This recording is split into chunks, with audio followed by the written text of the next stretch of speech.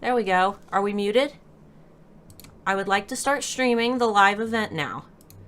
I would like to mute the live event now. Okay.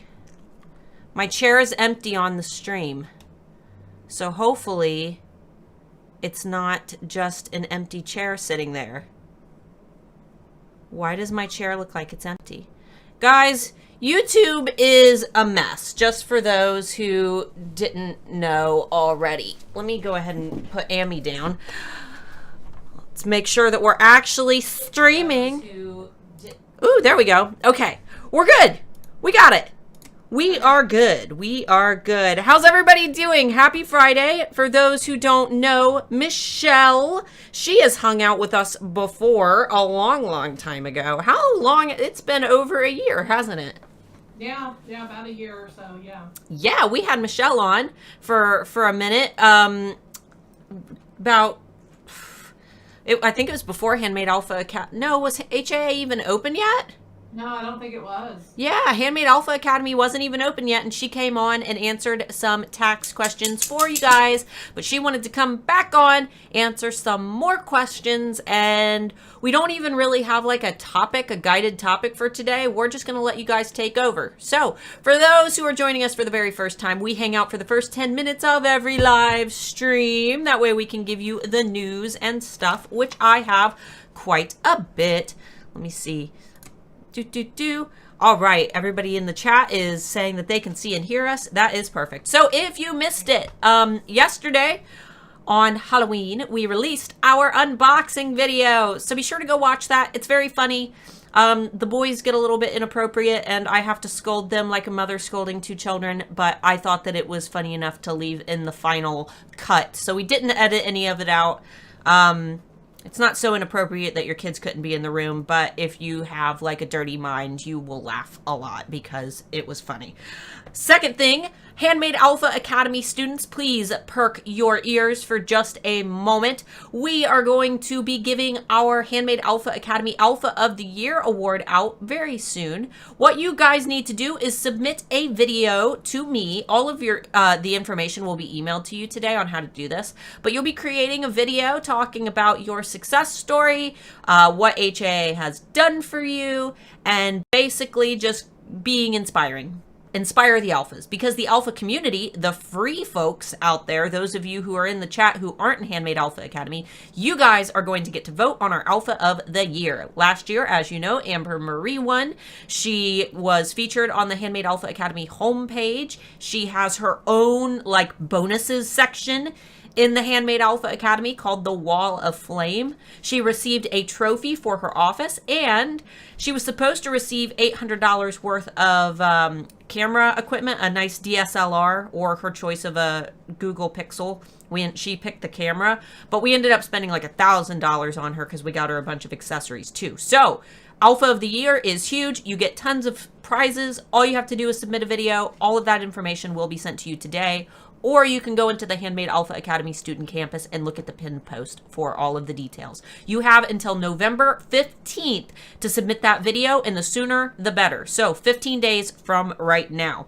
Next up, guys, Handmade Alpha Academy, speaking of which, will be opening on December 1st. So exactly 1 month. And at noon, I have a post scheduled to go out on all of the Starla platforms. So make sure that you're on the waiting list if you want the big fat discount. Big discount, massive discount. So big that we don't even talk about it, but it's huge. You guys will get that discount if and only if you're on my email list. That is linked down below.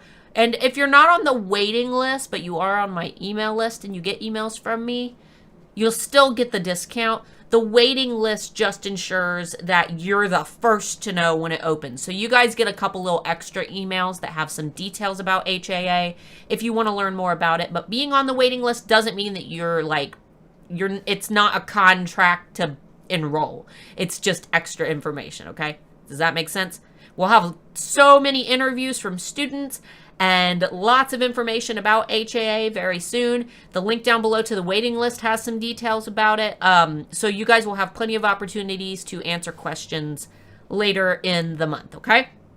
So next up, Holiday series. For those who are new here, every Tuesday we've been uploading a new video for a holiday series that's basically helping you to prepare for your big Black Friday sales. So if you haven't watched that, make sure to go to my channel, go into the playlist section, find our holiday series playlist, and watch through videos 1 through 7. There should be another one coming this upcoming Tuesday.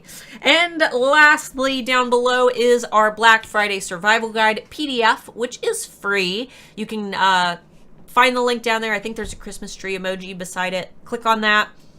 You'll get to a page where you enter your name and email. You get the free PDF, and that includes a checklist. That way you can prepare for Black Friday. And you need to get that now because some of the steps for that are about to start. So if you don't already have it, you need to get it right now. Okay? All right. It's 11:58. Michelle, how are you today? Doing well. How are you? I'm sick. I'm so sick. Have you seen me like I'm like talking, but I'm getting winded. So you'll have to lead our conversation today. I'm relying on you to keep this going.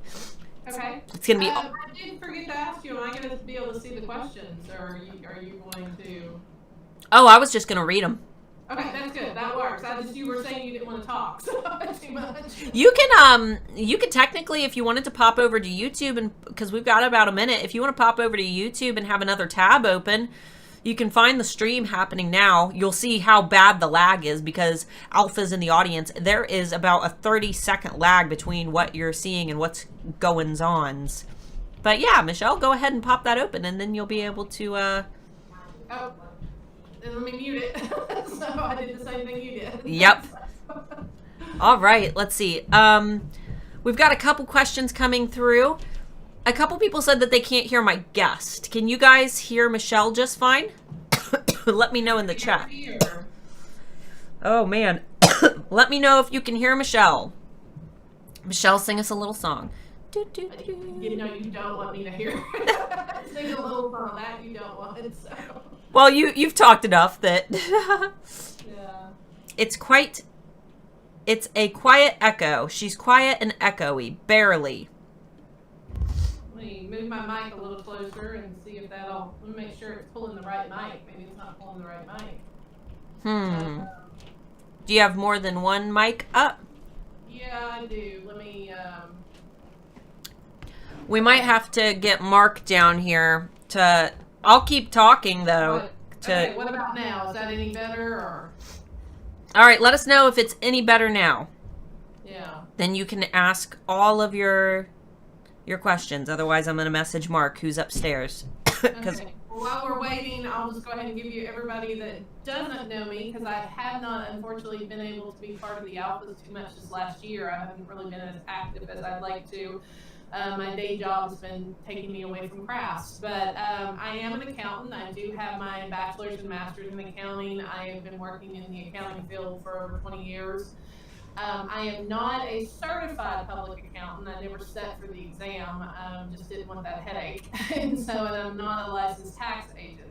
However, I'll be answering your questions based on my experience and my accounting knowledge, but it is always better for you to speak to your personal accountant about specifics, because they know your entire situation, where I'm answering the question based on a question and a little bit of information. But I am glad to help you all in any way that I can, so just ask away. Yeah, and that's like our big disclaimer, guys. As always, despite the fact that she knows what she's talking about, she knows her stuff, it's gonna change based on location. We've got alphas all around the globe, obviously, so this is going to be more geared towards our US alphas. So she can give you like best advice and her perspectives, but you need to also double check with your own accountants. Oh man. Sorry about... Everybody hearing me better now, or? They say that you sound far away. Sorry about the coughing, guys. I've been so sick. She does have an echo, but I can understand her. Does she have a mic, or is she using her computer mic? She's using a mic, and she's scooted it closer. Yeah. Let's do it even closer. We'll do even closer here. So see if that helps any. All right. They said that they can definitely hear us, though. Okay. All right. So you guys go ahead and get some questions in the chat. I'm going to do my best to read them, despite the fact that I'm coughing really bad. Michelle, are you able to see the, you can see the chat now too, right? Yeah, I can see the chat.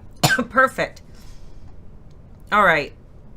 We're going to go ahead and try to keep moving, guys. I'm sorry about the sound. It's okay. We'll get through it. A couple people said that it seems to be better. So. Okay. I'll try to talk like really loud to help it out too. So. All right. Let's see. Okay, guys. Well, we just got to keep moving. Flexibility is our favorite F word. So we'll keep going. Is your computer mic on along with your mic? Do you have two mics on? Oh, now we can't hear you at all.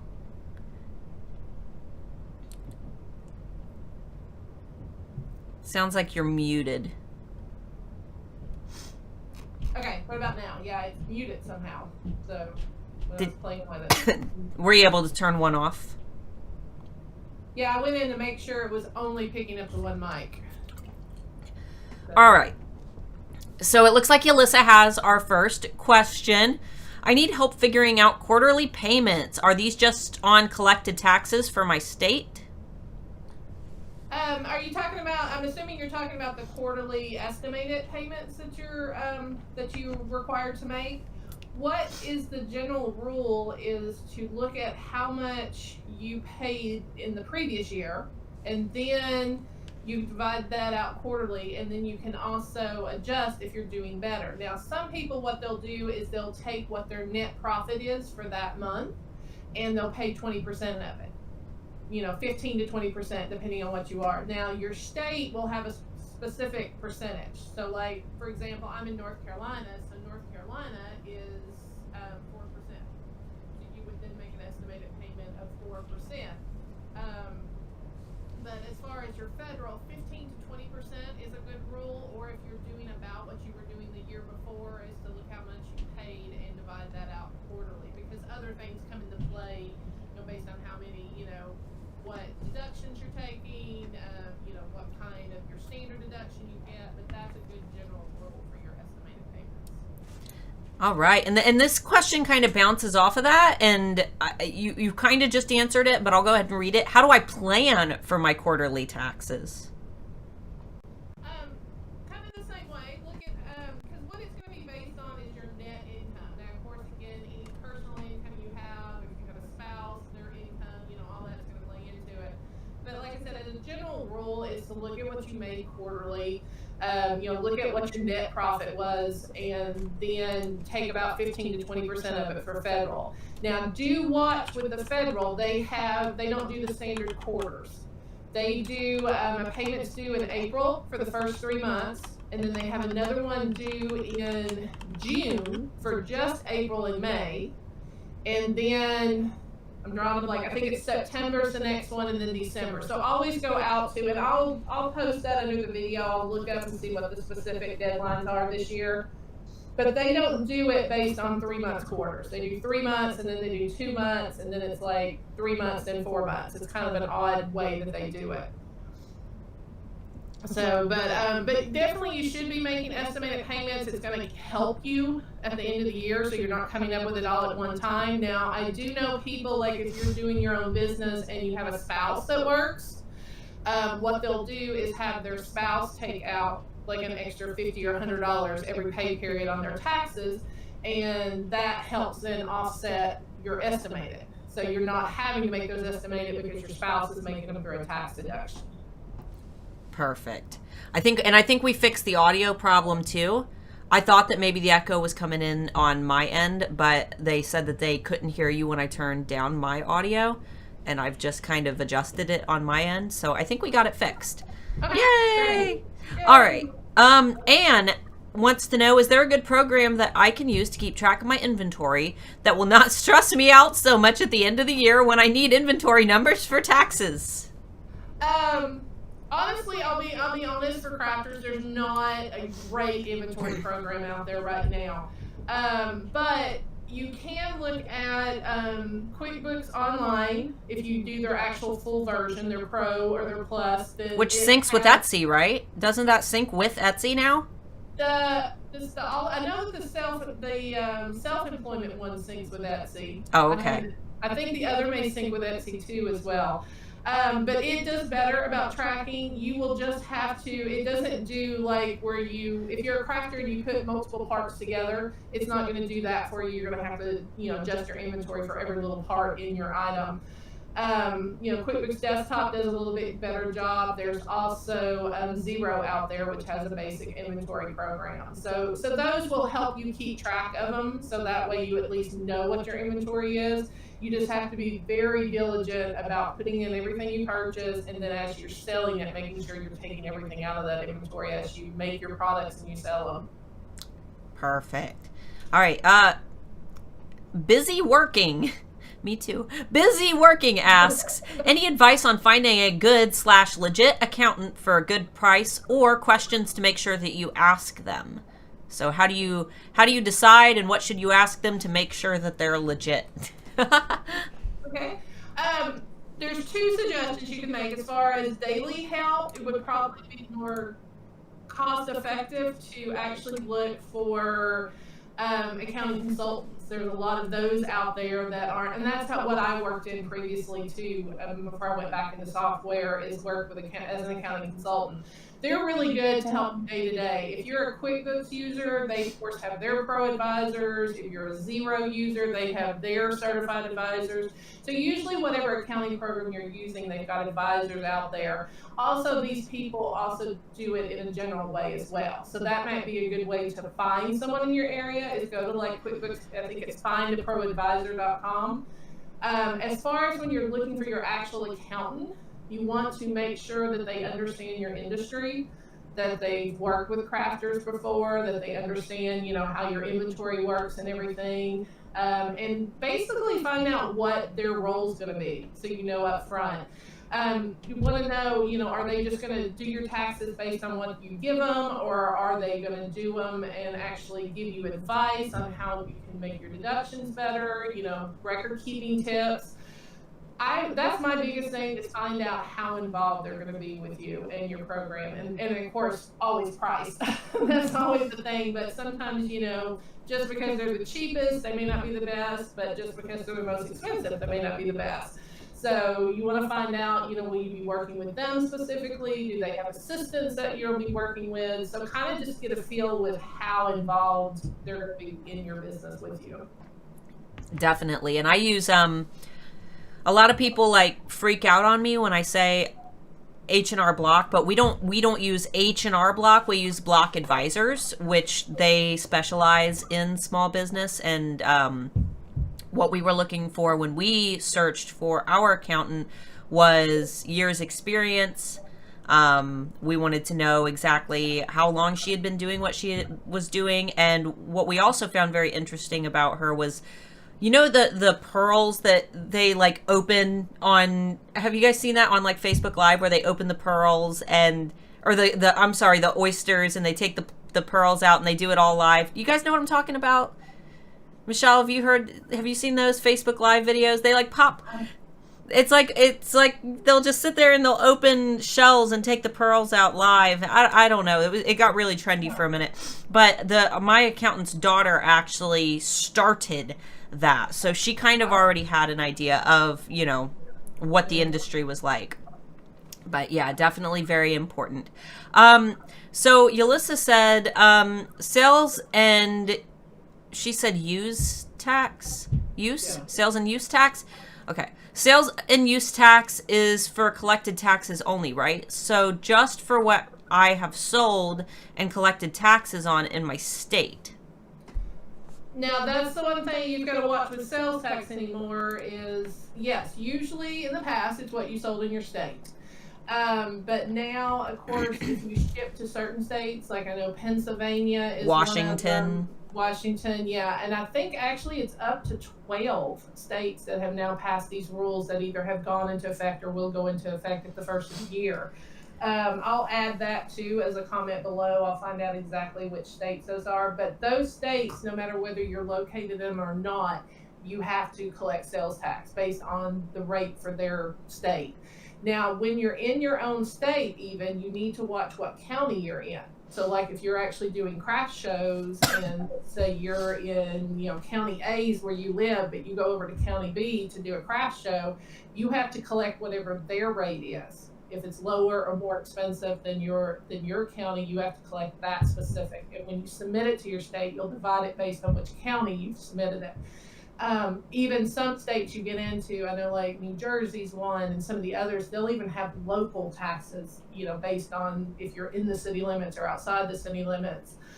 So always be aware of where you're located and find out what the tax rates are. Most states on their website, they have listed charts you can print out specifically about what the sales tax rates are. And then the same thing when you're shipping into like Washington State, Pennsylvania State, any of these that have put this rule into effect, then you need to make sure you're collecting the correct sales tax based on where you're importing it in. Now, use tax, totally different ballgame. So use tax is when you use the product. So you have purchased it using your sales tax exemption, but then you don't end up selling it, you end up using it. So let's say you went and bought, for example, I did vinyl. I buy a whole bunch of vinyl, and get it sales tax free. But I end up using it personally to make the different, like you see on the behind me, quotes on the walls and stuff. Then I have to pay the sales tax on it. And that's when it's called use tax. So that's the difference between the two. So it's whenever you sell it, or if you've bought it on a sales tax exemption, whenever you use it personally. And yes, you'll just submit those based on your state's requirements. Some states are monthly, some are quarterly, based on your volume. Some states even let you just submit it annually. So always make sure you have the correct due dates based on what they have set you up as. All right. Guys, sorry, I'm trying to figure out why I keep freezing. This is just the wonkiest stream. We're testing some new guest software just because YouTube has updated everything. They don't have like in-platform streaming anymore. You have to use like third parties for streaming and for guests to be on. So I apologize if we're kind of a little bit shaky today. We're trying our best to keep things going though. So thank you for sticking with us through all the tech issues. At least they can hear me. That's a good thing. I'm frozen, but they can hear me. Let's see. Oh, Amber Marie has a great question. She said, this one is somewhat tax related, but can you explain sales tax to a UK resident, as we don't pay it here, but I see it on my Etsy orders from US customers. What the heck is it?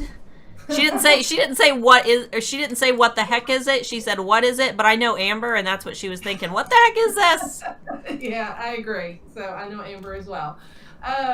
Yeah, in the U.S., they like to tax us to death. Which, we want to go back to U.S. history. It's kind of ironic considering that's one of the things we fought against with the U.K. was overpaying taxes. But what they do is states and counties and cities, they collect sales tax, and that's how it's based on everything you purchase. And so it's their way of getting income supposedly to fix state roads, to do, different functions that the state's supposed to maintain or the counties are supposed to maintain. Each state gets to set their own base rate. Like, for example, I'm in North Carolina. Our sales tax rate for North Carolina is 6%. I just said 6. I think it's 4. It's 4%. I'm sorry. See, I can't even remember what state I'm in. 4%. And then each county can set a rate on top of that. So based on where you're at in North Carolina, it can be anywhere from 2% on top of that up to 3.5. I think maybe the highest that's on top of that. So you have the different rates that you pay, and then the states also, depending on what you're buying. Like, we don't pay as much on our food as we do everything else we buy. So unfortunately, that's something you have to deal with. I think what you're probably coming into, Amber, is where those states that are requiring, whether you're located in them or not, that they're going to collect sales tax. So unfortunately, it's not something you can get around. So Yeah, and Pam Duthie said it. Where was it? Was it Pam who said it? Yes, she said I think sales tax is similar to VAT in the UK, yeah, which is good point. yeah. Yeah, it's very similar to the VAT Yeah. tax. So All right, let's see. Catherine wants to know. So, are the estimated ones required by the state slash federal, or is it just so you don't get hit by them, hit hard by them later? they're required if you're going to owe a certain amount. So at the end of the year, say you're going to owe them $10,000, then you're going to get a penalty because you've not been giving them that money overall. And I apologize. I should have done more research on what, because it changes every year what the limits are. So I'm making a note to also look that up. It's a lot to keep track of. Like, don't apologize. This is an insane amount of stuff, and even my accountant, we'll hit her with a question, and she'll have to sit and look in her computer, look through all of her, because she's got like an entire log of questions and answers that she goes through. So. Oh yeah. Well, and it's been changing so much. Oh yeah. So yeah, but what it is based, if you owe a certain amount, then you'll get a failure to pay penalty, because you're not making estimated payments. Now, if you're someone that's going to owe $100 at the end of the year, they're not going to penalize you for that you didn't make estimated payments.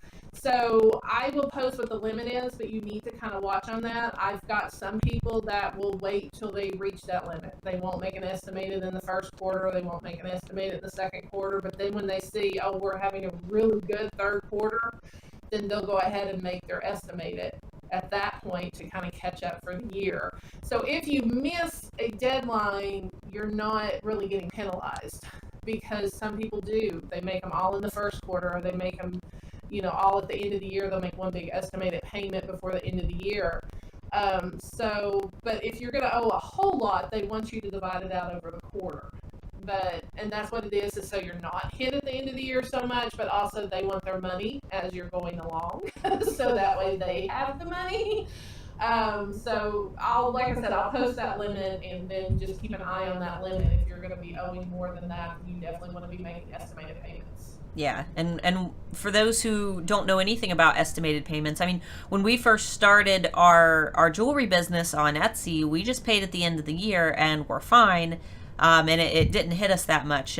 Honestly, I think that the most that we owed was $8,000, but that was because we made some mistakes. But normally we only owed like $1,000 every year at the end of the year, so it was never that big a deal. Now that we have the alphas on top of the jewelry business, we do our quarterly tax payments, and we just write a normal handwritten check, and we send it to the U.S. Department of Treasury, and that's it. I mean, super duper easy. It only takes you a few minutes when you know how much that you're supposed to be paying. So it's not like it's some crazy process. If you know how to write a check, you're good. Well, also, if you set up on EFTPS.gov, then you can make it just online. How much, and they'll withdraw it from your bank account. So yeah. Which is simple too. I love getting the little postcard back from them though, like the little stamped card. We received it. Yep. Yep. I love that. They send you like a little postcard back that says that they received it. So I'm not quite sure what this question. We might need to reiterate. I'm in Colorado and registered as an LLC. Which form should I fill? In reference to what?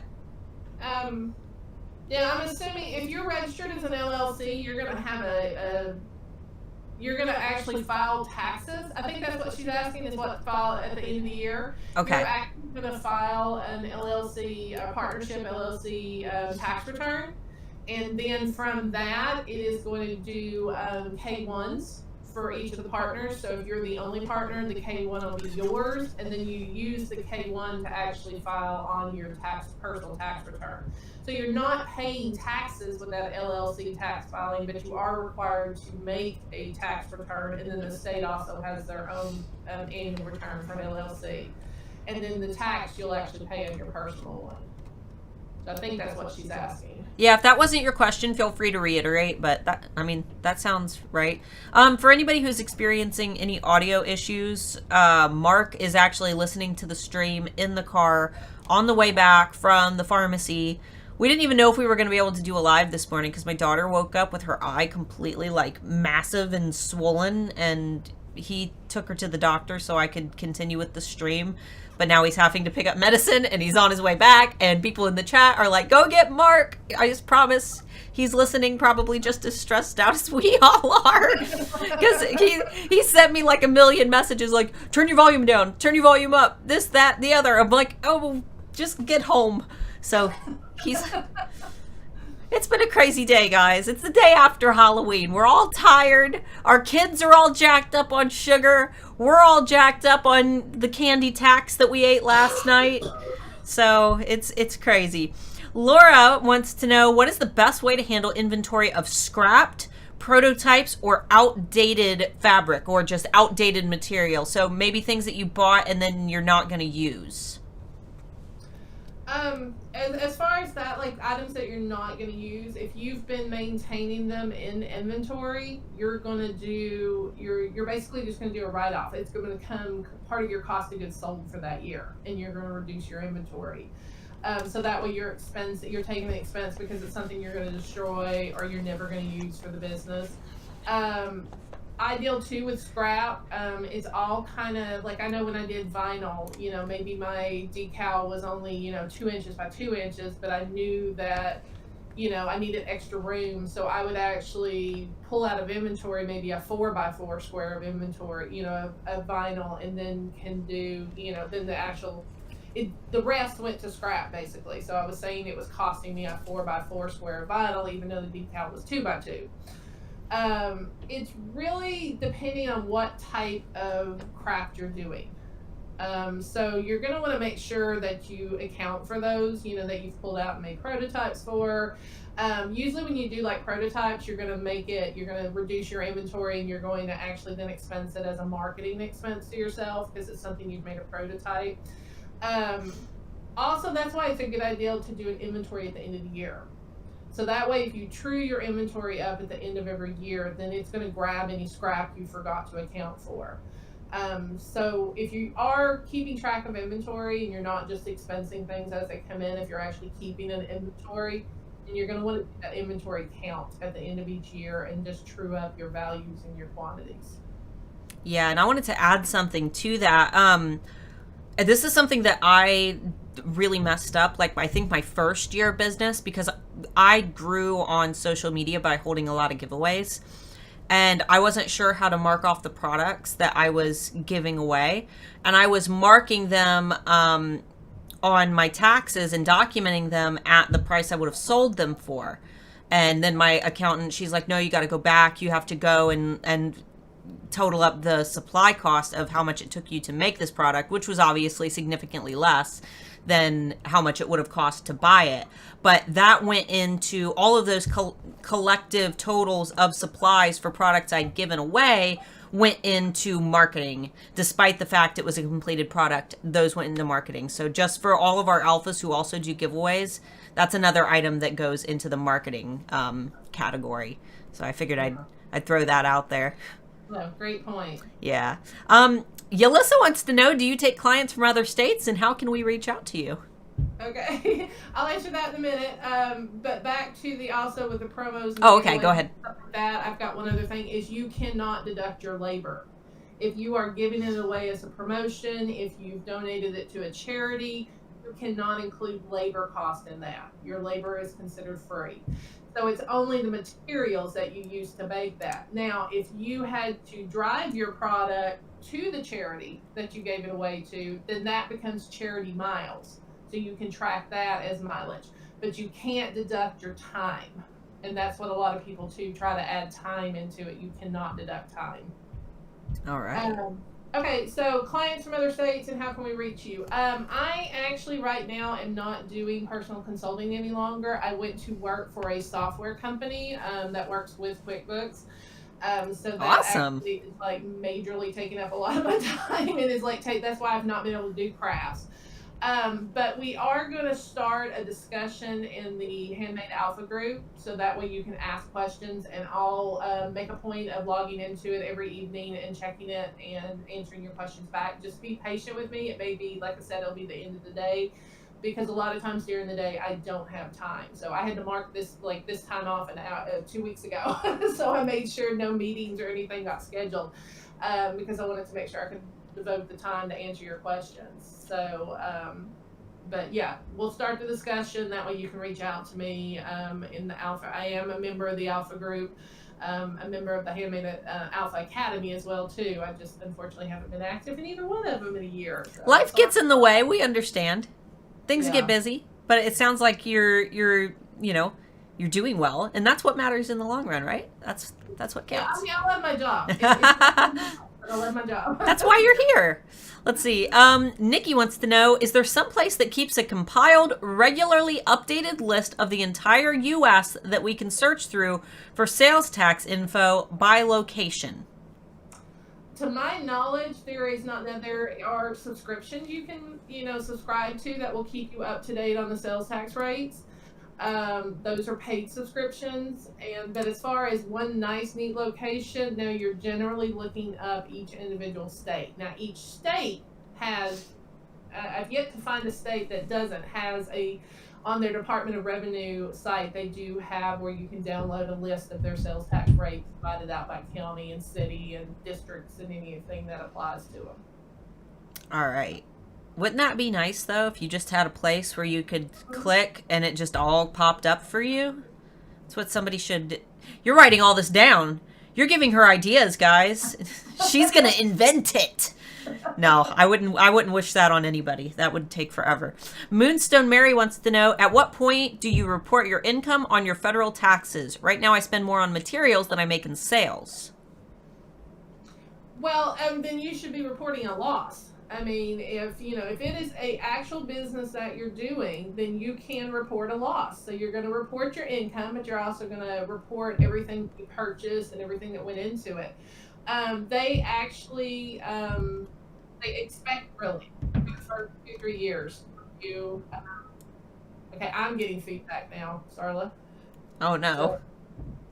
Okay, there it went away. I was getting feedback. I was like hearing myself echo back to myself. But anyway, they expect you to have a loss. They're not surprised of that. Now, if you have not made a profit in the first 5 years, 2 of the first 5 years, then there is a chance you may, they're going to look at you closer and find out, is this a hobby or is this a viable business? So you need to be able to prove this is an actual business. You're trying to make a profit. But do not stress over it for the first couple of years. If you've got a loss, they're not going to think anything of it. So definitely claim that income, claim that material and everything, and you can then have that loss, which will help offset the taxes you owe. Yeah, definitely. This one's a little confusing. What if I buy tablecloths with tax exempt account and use it for my business for craft fair tables? It's not something that I sell to the customers. Do I need to pay use tax for it? Yes, you do. A lot of times you'll get into that. Let's say, there's your local, supply store and you've put your tax exempt number on it and they're not charging you tax on anything you buy. Then you need to keep track about what you're purchasing that you're using. So yeah, like for your example, the tablecloth, that would be something you need to pay use tax on it because you're never going to sell it. You're using it personally. Do you have to document? So, and I know that this is true for hardware because we constantly have to buy new recording equipment, computer equipment. We have to document years in service or time, like service time for things like that. Is that something that you have to do for products that aren't tech related? No, that's just you're have to document that for depreciation. Okay. So not for use tax. So yeah, if you're buying anything that's an asset that's going to last multiple years, you don't get to, like, for example, a computer. Any more computers aren't too expensive, but if you're buying, you're funny, Michelle. What? I said you're funny, Michelle. Oh. You don't know what kind of computers Mark builds. I can know. no. I'm thinking of your general everyday life. I have a son that does gaming, so I understand they get really expensive.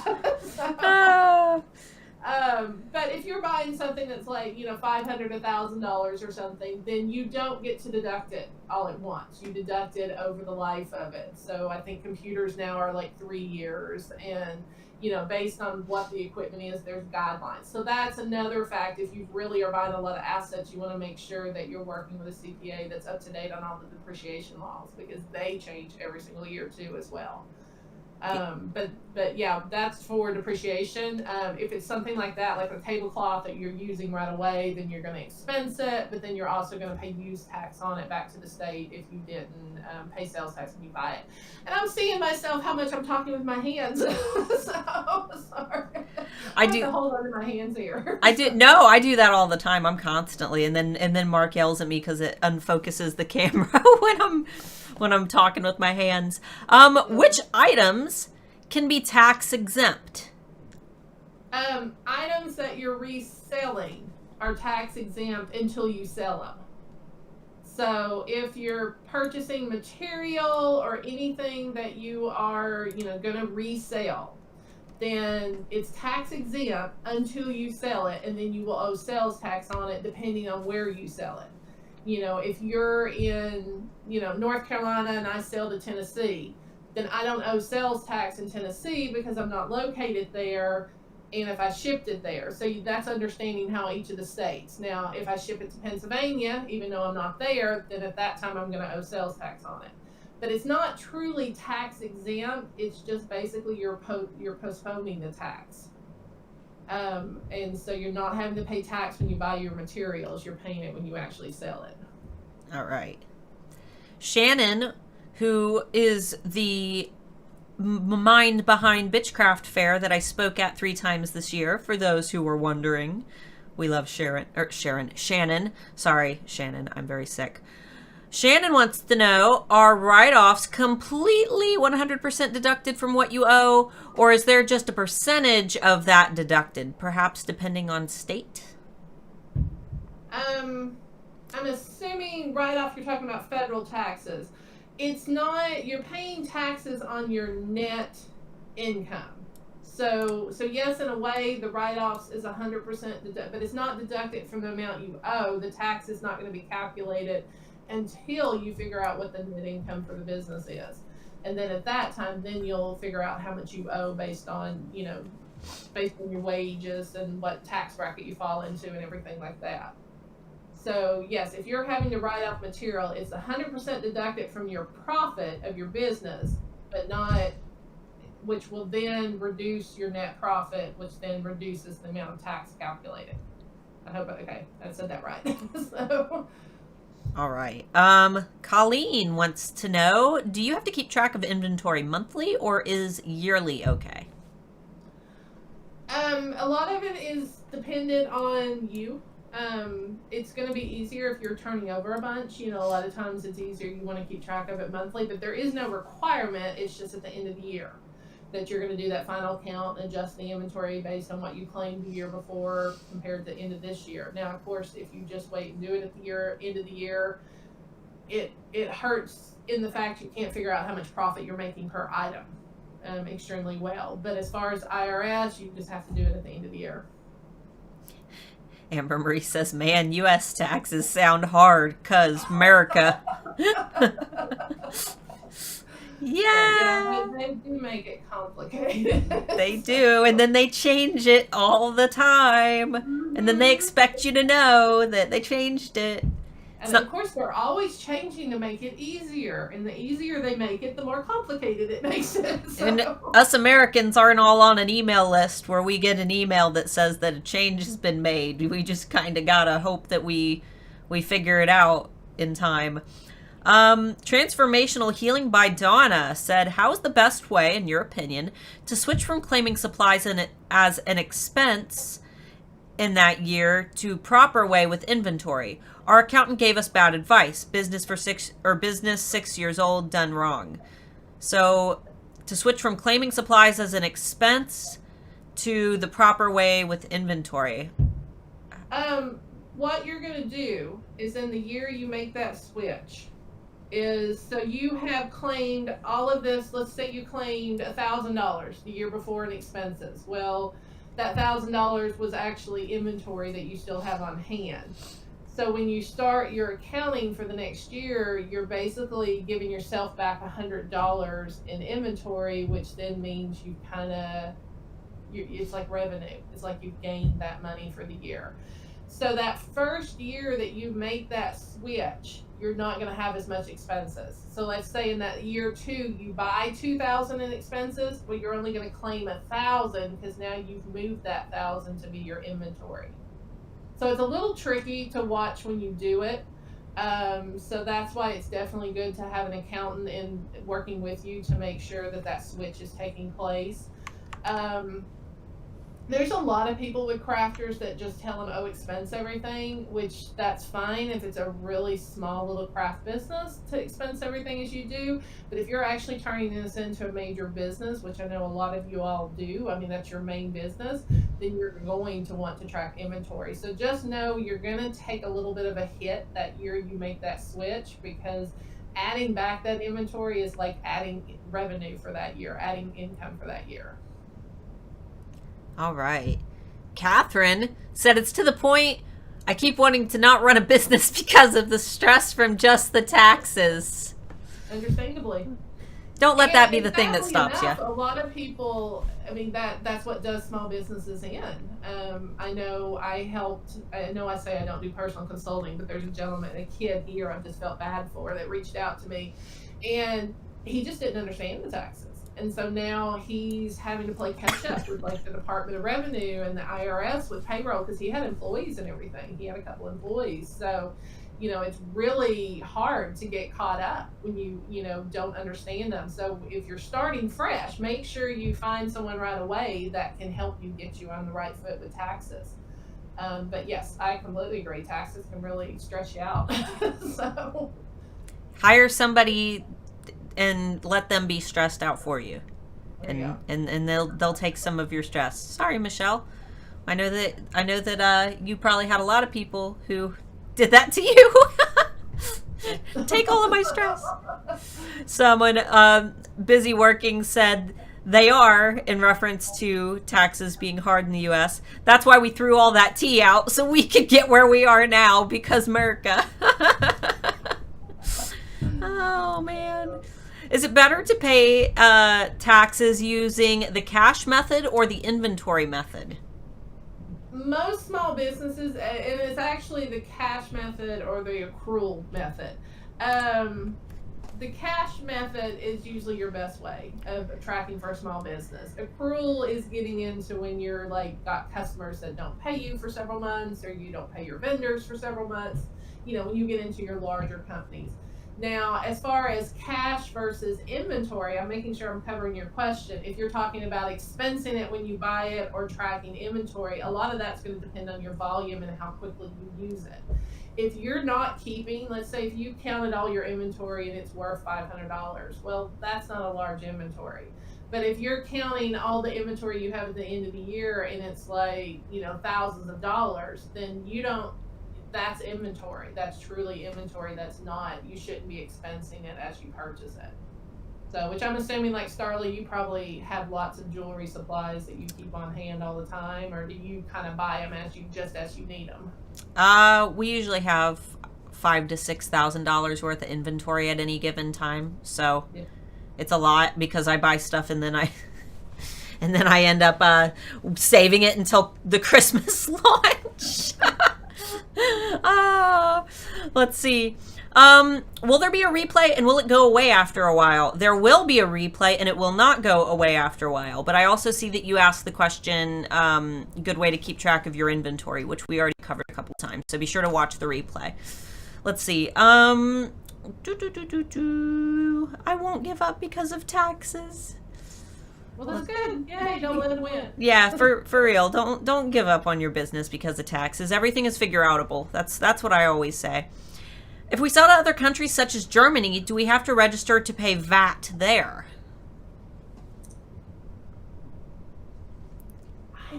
I don't think so. I don't think so unless you start doing like a huge volume, but I don't think you have to. Even Canada, you don't have to register to pay their VAT tax if you're shipping into Canada. No, I've never heard that you have to pay. Yeah, so Maybe this is one of those cases where talk to your accountant, but I don't think so. No. Let's see. Oh my God, I've been making shirt blanks as supplies. Oh, marking. I've been marking shirt blanks as supplies and not inventory for the last 5 years. Is that wrong? it's technically not wrong. That's kind of the gray area with crafters, because again, it depends how much volume you have at the end of the year. If you have thousands of dollars of inventory, okay. If you have thousands, sorry, I'm seeing the delay, and I just saw your hand go up. I was trying to get the camera to refocus. Okay, I was like, what is she doing? So, I'm giving you a high five because this Q&A is great. But no, if you've got thousands of dollars of inventory, as true accountant, you're supposed to be keeping it as inventory at the end of the year, reporting it as inventory on your taxes. But again, this is where, I'm giving you my personal experience. Always check with your accountant, but I've never known a crafter to get in trouble for expensing their items as they go. But again, that's going to depend on how much you're doing. I mean, if you're doing $100,000 in revenue, then they're watching you a little closer than someone that's doing $10,000 a year in revenue. So my suggestion as an accountant, track it as inventory. If it's getting over, maybe $2,500, as a general rule, if it's getting over $2,500 of inventory, you're going to have at the end of the year, track it as inventory. Otherwise, expense it as you go during the year. All right. And let's see. If you're doing everything made to order, how would one switch to inventory? Still doing supply deductions because of MTO process. MTO process. I don't know what that. I don't know. The acronym's not coming to me right now. Made to order. Never mind. Made to order. Made to order. I had a delay there. I was like, I should know that. Our excuse is that it's the day after Halloween, guys. That's what we're sticking to it. Listen, if you're actually buying your stuff to just make to order, then you're going to deduct it as you go. But if you're buying up supplies to have on hand, then even though you're making it to order, you're still storing those supplies. So that then still comes into that general guideline of how much are you keeping on hand. So, and then I see no room to ship stuff. Ready to ship stuff. So, yeah, it's not a matter of if you're making the items, it's a matter of if you're buying the materials. That's what we're talking about inventory. If you're not making stuff up until they're ordered, then you don't have any finished products in inventory, but you might still have the raw materials as your inventory. Yeah. So just kind of gauge how much you have of that at the end of the year. Vanessa said, mostly made to order and purchase, 10 to 15K a year in shirt blanks. I don't understand how changing that to inventory method would affect me. It's just the correct way to buy. I mean, the correct, so you're purchasing, but how much are you having left over at the end of the year? It still goes into that, how much you have at the end of the year, and then the correct way of how you're supposed to record it. So if you're recording, if you have $5,000 of shirts left at the end of the year, then you've got quite a bit of inventory, so that's not really been an expense to you yet. So they don't want you writing everything off because you're holding so much of it. Now, if you've got $500 worth of shirt at the end of the year, that's not a major amount. That you're just going to expense off. So again, this is one that you want to look at exactly what volume you have, how quickly you're turning it over, and then talk to your accountant that understands your business and your situation more specifically to be able to help you with that. Yeah, she said that she has less than 1,000 left at the end of the year. Then yeah, then you're fine just expensing it. Yeah. All right, guys, we are in lightning round. If you have any last minute questions, be sure to get those into the chat because I don't think my voice is going to last a whole lot longer anyway. I'm having a hard time right now. I don't know what the deal is. I think and I feel like I have been sick the last like 4 or 5 Q&As, But now it's like every time I talk too much, it starts to build up on me. Do you need an accountant for the first year? I don't have an Etsy shop. I'm going to open one this year. I mean, an accountant's not required. It's just they help you get everything in order, get you off on the right foot. They, help you know exactly what you can deduct, what you can't deduct. So they're just a good person to have to be able to go to with questions as they come up. And especially when you're first starting out, they're going to be really good about making sure that you're filing the right taxes, make sure you've registered, you're got everything legal basically for your business, so that way no surprises are going to come up for you during the first year. Yeah, and for anybody who thinks it can't happen, it absolutely can, because our first year in business, I can't remember, we were military, so that kind of stacked on because our residency technically wasn't in the state of California, it was still Ohio. We thought that there was some specific write-off for military families, because we did qualify for the Military Spouses Act, which helped a little bit. Military families out there, make sure that you're looking at your laws for taxes, because they're completely different. But we thought that we had a deduction that we didn't end up actually having, and we ended up owing $8,000. So that's like my tax horror story. And though we were able to make incremental payments when we were only 19, 20 years old, that was devastating for us. And we made sure after that to never make that same mistake again, and we started hiring experts to take care of it for us. So yes, it's something that costs money, but it's better than owing, $8,000 to $10,000 to $15,000 because you put your ones and zeros in the wrong place. Let's see. It's worth the fees. Get an accountant. Yes. Let's see. What if you've bought supplies in the previous years as a hobby, and then you decide this year that you want to be a business?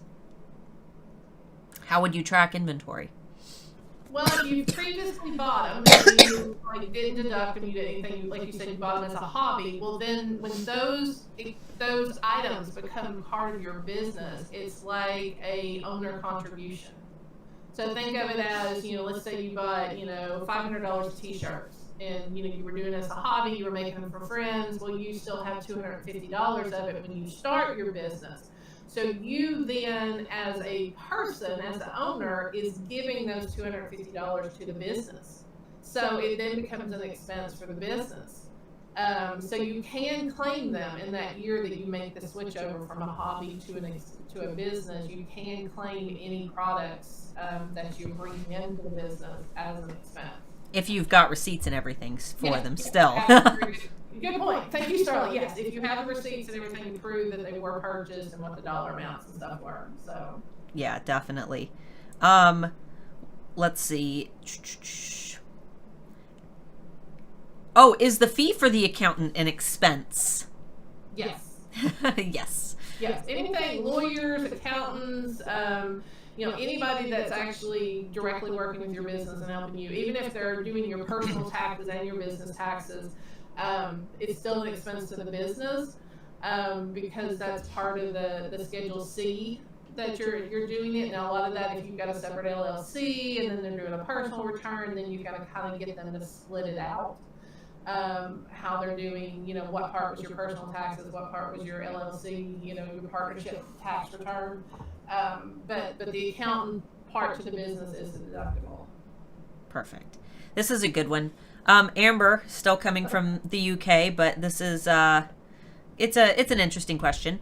We're renovating our house at the moment, and Amber Marie, as a business, Amber Marie, wants to contribute to her portion of the carpets, paint, plastering, etc. Is there a proportion I should go with? So her business, for her workspace, she wants to contribute carpets, paint, and plastering. Again, I know, Amber, you're in the UK, so I'm not 100% on UK tax law. But here in the U.S., yes, it would be a deduction because I would be assuming that you're claiming your workspace as a home office. And then any repairs or changes or anything that happens specifically for that home office, that portion. So let's say, you have 1,000 square foot home and 200 of it is for the business, then you would take that 1/5 deduction of the carpet cost to put towards the business. All right. What if you don't have the receipts for hobby stuff that you bought previously? A lot of that is if you could prove the value. If you can prove the value of the shirts that you're donating, so I would then like write up something so you have it to be with your paperwork that, I'm donating, or I have 25 t-shirts that cost $5 a piece and they're becoming part of the business. And, just so you can somehow track it back that, I purchased them during this year. Now, if it's something you purchased 10 years ago that you're then no. But if it's something you bought last year and now you're giving it to the business, so the price is still the same, the price, it was actually bought with kind of the business in mind. Maybe you were trying it out as a hobby and going to a business. But if these are t-shirts that you just happen to have in your closet that you've never worn, no, those you're not going to claim. So kind of look at it again. This comes into that play of having that account and helping you make that switch from a hobby to a business. So. All right. Well, it looks like our questions have kind of slowed down. So let's go ahead and end the stream with what are the top things that we'll say business owners might forget or not know that they can write off. A lot of times, things you forget, training. If you're buying books and stuff. That's perfect. Someone just asked that literally when you said it. Amy, she said about how to write off the classes. I'm assuming she means like courses like Renee Christine, Handmade Alpha Academy, books and things. Yeah. Yeah, so that's great. That was just, a lot of people forget about that, books you buy on Amazon. I know when I got started, I bought some books about understanding, Twitter and YouTube and all that better. Social media. I mean, if it's something you're buying to learn for your business, or like you were saying, Renee Christine or Handmade Alpha Academy, that stuff specifically training that you're doing for your business. And a lot of people forget about that. A lot of people forget about mileage. They think of mileage when they're traveling to the like a craft show, but if you're going down to your local Hobby Lobby or or Joann's or something to buy materials, then that mileage to go pick up that inventory is a business expense to you. A lot of people forget those. Also look at if you're using if you're doing your business on Etsy and stuff, well, try to look at your internet, how much, yes, you have internet for your home, for your Netflix and all that, but let's say you figure out about 10% of your time is done, putting stuff on Etsy and working in social media, then that little percentage of the internet just became a business expense for you. So always stop to think what touches your business. Portion of the internet bill, someone just mentioned that in there. Oh, okay.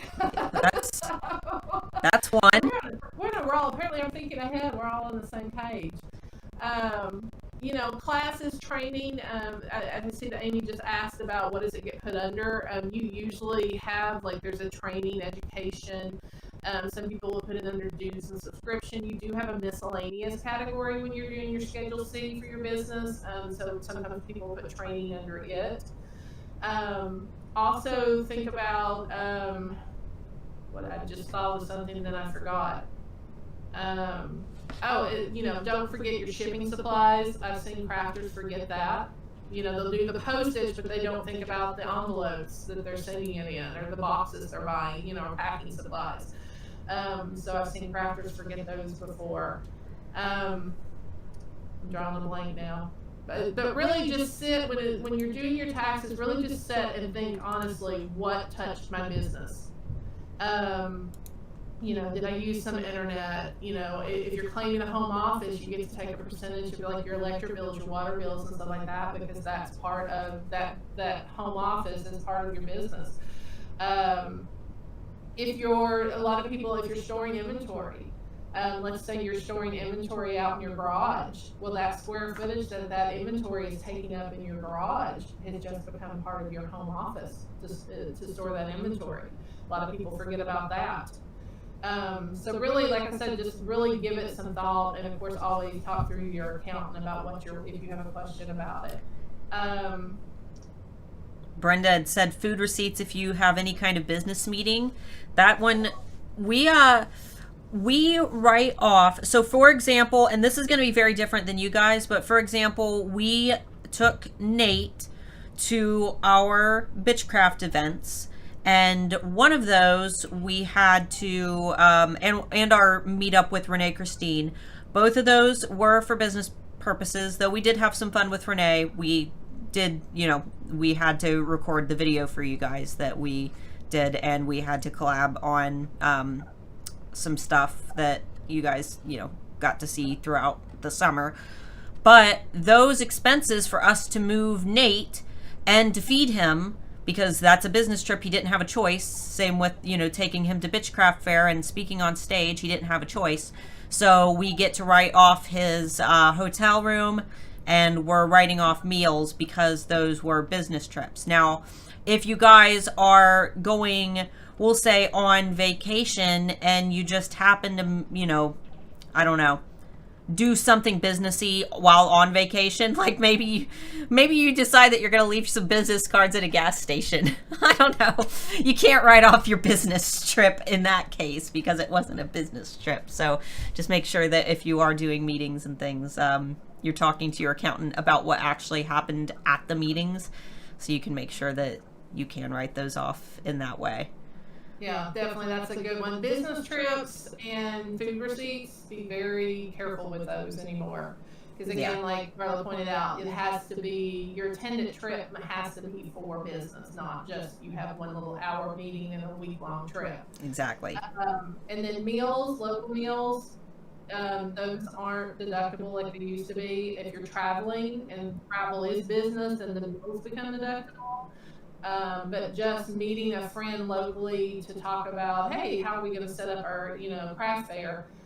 Those are now like, that was a big thing with the tax changes in the last year. They've really become a gray area, and there's a lot of stuff they're not allowing. So I didn't know that with local. Yeah, local, they're getting to where a lot of that is not, and like used to, if you went and played around the golf and talked business, that golf was, that golf game was, the fees became deductible. Well, now they're not in any form or fashion. No kind of entertainment like that is deductible anymore. So definitely be careful with your local. If you're traveling, yes, if it's a business travel, you're traveling meals, that's great. Or if you're truly having a major meeting, but people used to deduct, everything. They talk about business for 5 minutes out of a, hour-long meal, and they called it a business meal. So they've got where they watch those a lot closer than they used to. Yeah, we write off mileage for our travel and hotels and any meals in between getting to location. But local meals, I mean, we eat out almost every night. If I wanted to write all that stuff off, it would be insane. All right, guys, it looks like travel to trade shows, gas to get there and back, mileage, not gas, right? Well, yeah, most people do mileage. If you're actually like bought a brand new car and you're doing depreciation, then you get into like the gas and all that stuff. But for most people, it's just simple to do the mileage deduction. Especially because they've been, nice amounts in the last few years. They're finally a little more realistic, I think. So mileage is usually, it's easier. Just track your miles. That way you're not having to keep all your gas receipts and everything. All right, so guys, it looks like there are still a lot of questions. So what we're going to do is I'm going to have Michelle make a post in the Handmade Alpha Facebook community. If you're not a member of that, it is linked down below, completely free to join. There's 3 questions that you have to answer. Just say yes, yes, and yes, and you'll get approved. But please read them. Don't spam my group because you will get deleted. Join the group. Michelle will start a thread in there, and at the end of maybe the night, when she's less busy, she'll pop in, go over your questions, and give you guys a few answers. Maybe just it's not going to be like an indefinite thing. So if you're watching this replay and it's a year from now, you'll have to wait until the next Q&A with Michelle, but she'll pop in and try to get some of your questions answered over, maybe just the next few days. Okay. Just because we know that there will be a lot in the replay. So thank you for joining us. Thank you for everybody who stood with us through these tech issues and me being sick and the audio craziness. We are still working on trying to figure out this new software, so we appreciate you hanging out with us regardless. Make sure, guys, that you go back, watch our unboxing video that we posted yesterday. Me and Nate worked very hard on editing that for you, so be sure to check it out. Handmade Alpha Academy students, you have until November 15th to submit your Alpha of the Year video. An email will be sent to you probably later today, but there's also a post in the student campus pinned if you want to check that out sooner. You only have until the 15th to submit, so start thinking about that ASAP. Handmade Alpha Academy is opening on December 1st for anybody who is interested. Michelle is actually an HAA student, though she's been very, very busy and hasn't been able to finish it, but we completely understand because you look at her office, look at how, they can't even see all the sticky notes that I can because they've only got the square, but she is a busy lady, and she also has lots of puppies. So make sure that you're on the waiting list for that. Link down below, because if you join the waiting list, you get a big fat discount it's like Voldemort. We don't talk about it, but it's because it's so awesome, and we want there to be lots of excitement, and we want you to be super surprised if you didn't know about the discount, because when you get it, you will be super surprised. So if you want me to personally coach you and teach you how to build a super awesome converting Etsy shop, this course is definitely for you. It is the only course of its kind that combines MIT case studies and actual neuroscience to get you where you need to be. And Michelle, I'm sure that you've gone through most of it, haven't you? You've gone through a great deal. Probably about 3/4 of it, and it's definitely worth it. Yes. I just hadn't got to get back to it. So, and we'll have a lot of alphas come on over the next few weeks, do Q&As, talk about their industries a little bit, and that will give you some time to kind of interact with them. But if you guys have any questions about HAA, you can also post those in the Handmade Alpha Facebook community. If those questions are not directed towards me, you can just post them for fellow students, and students would be... Hello, Mark. Hello. Some of our students would be more than happy to answer questions for you, because I know that talking to them is probably a lot more powerful than talking to me about the course that I created, right? Next up, Holiday Series comes out every Tuesday. If you guys have missed that, go to the playlist tab of my channel. You can catch up on the replays. Lastly, down below, our Black Friday Survival Guide PDF is down there for free. If you guys are planning on doing an awesome blowout sale for Black Friday, make sure that you get that checklist. Otherwise, you might end up a little confused. So, hope everybody has an awesome weekend, and we will talk to you hopefully this upcoming Friday. Say goodbye, everybody. Goodbye. Goodbye.